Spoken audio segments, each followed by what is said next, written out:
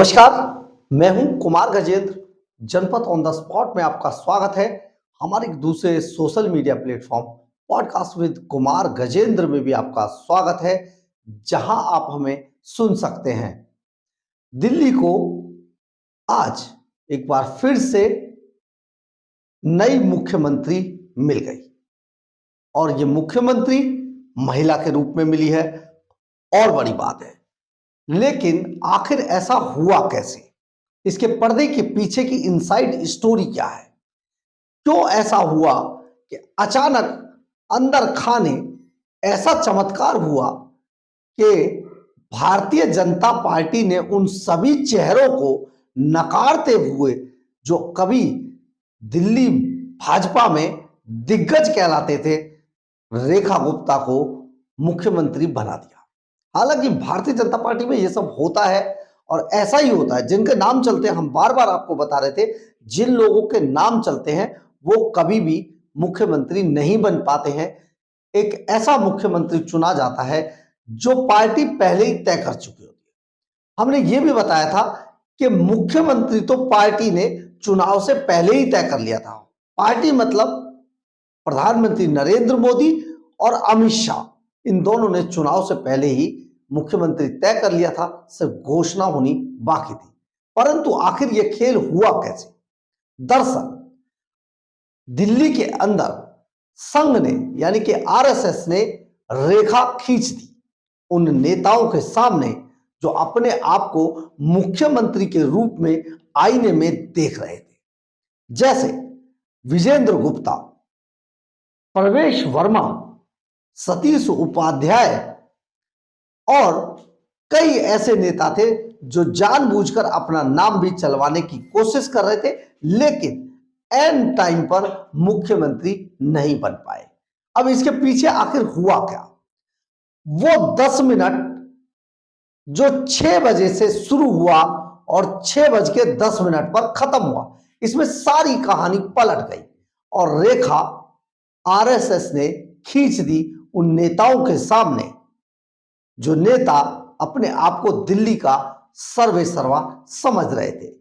दरअसल हुआ क्या इस बार, क्योंकि पीछे जो लोकसभा चुनाव में दंश भारतीय जनता पार्टी ने कहीं कहीं पर झेला था, उसके बाद संघ और भाजपा के कई मतभेद उभर कर सामने आए थे। लेकिन जो चीजें सामने आई, प्रधानमंत्री नरेंद्र मोदी और अमित शाह की जोड़ी ने उन्हें संघ के साथ, संघ के नेताओं के साथ बैठकर सुलझाने की कोशिश की और यह वादा हुआ कि अगली बार चुनाव के बाद संघ को भी बीच में रखा जाएगा।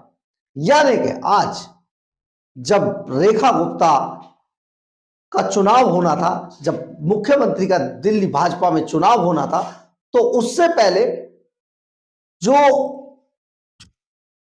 झंडेवालान में संघ का ऑफिस है उसका उद्घाटन भी होना था और वहां पर अमित शाह की 10 मिनट के लिए संघ के नेताओं से, खुद मोहन भागवत से एक बड़ी चर्चा होनी थी। और यह चर्चा जो मोहन भागवत की तरफ से जो पर्ची थमाई गई, उसमें रेखा गुप्ता सबसे ऊपर थी। अब आपको हम ये बताते हैं कि ऐसा कैसे हुआ। दरअसल अरविंद केजरीवाल एक ऐसी पार्टी के नेता हैं और ऐसी पार्टी अभी मरी नहीं थी, जीवित थी, जो भारतीय जनता पार्टी की सरकार को पूरे 5 साल तक अभी घेरने वाली थी। ऐसे में बहुत सारे सवाल खड़े होते, बहुत सारे विवाद भी सामने आते, लेकिन एक ऐसा नाम पार्टी को चाहिए था जिस पर कोई विवाद ना हो, और इनमें रेखा गुप्ता सबसे आगे थी। हम आपको यहां पर यह भी बता देते, आप बेशक रेखा गुप्ता को उतना ना जानते हो, लेकिन प्रधानमंत्री के सामने रेखा गुप्ता की जो फाइल गई, जो फाइल पहुंची थी, वो फाइल के अंदर इतना कुछ लिखा हुआ था रेखा गुप्ता के बारे में, यानी कि जो रेखा गुप्ता का जो सीवी था वो बहुत वजन वाला था। जैसे 1993 में रेखा गुप्ता संघ में शामिल हुई, इसके बाद वो 96-97 में दिल्ली विश्वविद्यालय के प्रेसिडेंट बनी। इसके बाद उनकी जो पारी शुरू हुई वो धमाकेदार पारी थी, पढ़ाई भी अच्छी थी, LLB हैं, बीकॉम, LLB। और इसके बाद ये सारे प्रोफाइल, काउंसलर रहना, MCD में रहना, काम करना, लगातार बीजेपी के अंदर रहकर काम करना और किसी कंट्रोवर्सी के बिना, कभी वो उनके साथ इतनी बड़ी कंट्रोवर्सी कोई हुई नहीं। इसीलिए और खास तौर पे महिला, यानी कि हर तरफ से भारतीय जनता पार्टी का सेफ साइड था। अब इसमें रेखा गुप्ता, संघ ने बहुत रिसर्च के बाद रेखा गुप्ता का नाम आगे बढ़ाया और उसकी बाद में घोषणा कर दी गई। यानी कि रेखा गुप्ता, जिसकी संपत्ति 5 करोड़ के आसपास बताई गई है, जिसमें उनकी अपनी कार नहीं है, यानी कि ये पहली ऐसी भी मुख्यमंत्री है जिसकी संपत्ति करोड़ों में है और उन्होंने इसकी घोषणा की है। पति कारोबारी है, कोई ऐसी बात नहीं है, कोई प्रॉब्लम नहीं है। तो इसमें उन्होंने बाकायदा ईमानदारी से रखा। अब ये आप समझे कि रेखा गुप्ता के ऊपर किसी तरीके का कोई विवाद नहीं है, महिला है। और क्योंकि इस बार प्रधानमंत्री नरेंद्र मोदी को महिलाओं का वोट भर भर के मिला है, वो भी ऐसे वक्त में जब केजरीवाल महिलाओं के लिए बड़ी बड़ी घोषणाएं करके उन्हें लुभाने की कोशिश कर रहे थे, इसके बावजूद महिलाओं ने, खास तौर पे दिल्ली की आधी आबादी ने भारतीय जनता पार्टी पर विश्वास जताया और उनका वोट प्रतिशत काफी छलांग लगाकर तेजी से बढ़ा। तो ऐसे में एक महिला मुख्यमंत्री को बनाया जाना लाजमी था। साथ ही जो रेखा गुप्ता है, दिल्ली की चौथी महिला मुख्यमंत्री है। आप ये समझिए, उनकी जो मुकाबला है, ये इस मुकाबले में केजरीवाल कहीं पर भी शामिल नहीं है। इनका मुकाबला शीला दीक्षित से है। अब शीला दीक्षित से मुकाबला कैसे है? आज तक दिल्ली के अंदर इंफ्रास्ट्रक्चर बनाने के नाम पर हर आदमी शीला दीक्षित को मानता है। खुद बीजेपी के भी बड़े बड़े नेता कहते हैं शीला दीक्षित ने दिल्ली के अंदर जितना काम किया आज तक कोई कर नहीं पाया। यानी कि सबसे बड़ी कवायद रेखा गुप्ता की महिला होने के बाद ऐसा इंफ्रास्ट्रक्चर दिल्ली में खड़ा करना है जो ये बताए कि प्रधानमंत्री नरेंद्र मोदी ने जिस पर विश्वास जताया वो फुल टाइम सीएम बनकर उसने आज वो उनके वादों पर, उनके इरादों पर खरी उतरी। साथ ही रेखा गुप्ता के सर पर ये कांटों भरा ताज है। उन्हें बहुत तेजी से अपने आप को, बल्कि तेजी से नहीं, कल से ही अपने आप को साबित करना होगा। साबित करने के लिए जो उनके सामने सबसे बड़ी चुनौतियां हैं, वो चुनौती है यमुना की सफाई। यमुना की सफाई का कोई गवाही देने की जरूरत नहीं है, अपने आप बताएगी।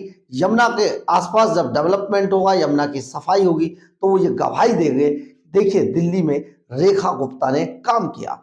इसके बाद प्रदूषण, जो दिल्ली की सबसे बड़ी समस्या है, जो अभी तक अरविंद केजरीवाल सरकार में कभी हरियाणा पर, कभी उत्तर प्रदेश पर, इस पर आरोपों में ही पूरा टाइम गुजरा। सबसे बड़ी ये भी चुनौती होगी प्रदूषण को ठीक करना। इसके अलावा दिल्ली की सड़कें खस्ता हाल हो चुकी सड़कें, जो 10 साल में बिल्कुल ये समझ नहीं आता है सड़क गड्ढे में है या गड्ढा सड़क में है। इसके अलावा दिल्ली के अंदर सफाई व्यवस्था, दिल्ली पूरी तरीके से कूड़ेदान बन चुकी है। दिल्ली डस्टबिन है। दिल्ली के अंदर सड़कों पर, गलियों में बुरी तरीके से कूड़ा ही कूड़ा है, कूड़े के पहाड़ खड़े। ये भी एक बड़ी चुनौती रेखा गुप्ता के ऊपर होगी।